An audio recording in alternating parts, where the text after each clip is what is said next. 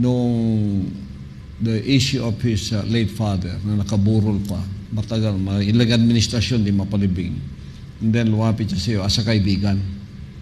Then sabi mo daw na, hindi lang tayo kaibigan, kundi pumayag ka, more than na kaibigan, na ipalubong yung tatay niya. Kasi marami silang nilapitan na ibang presidente, they cannot do it because maraming opposition. But you took the cudgel for the family and nagkaroon ng magandang yung father niya na nalagay sa libingan ng mga bayani. Yun ang hindi niya malimutan. Alam mo kasi sa batas, isa lang ang tanong eh. Was he a soldier? He was a soldier. He was a soldier. So yun ang tanong kung bakit sa libingan ng mga bayani. Kasi nagpakamatay ka, hindi ka mamatay, pero noon, ready ka magpakamatay sa bayan mo.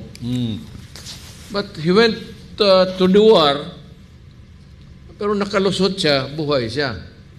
Eventually to become the president of this country. Yun lang ang tanong ko, walang consideration na ang batas lang. Yes. Kasi hiningi ng pamilya, ilibing ang tatay nila sa libingan ng mga bayani. So, tinignan ko ang batas. Sino ang qualified malibing dyan? Siyempre, una, patay ka. Hindi ka maglibing ng buhay.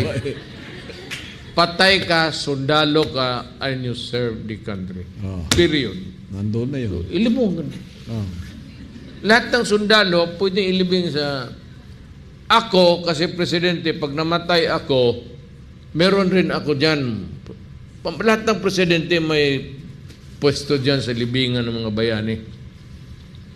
Pero ako, Davao lang. dito lang ako sa... Sabi ko nga sa pamilya ko, pag namatay ako, within 24 hours, i-cremate ninyo ako at ilagay ninyo ako beside sa Your father and mother. father and mother.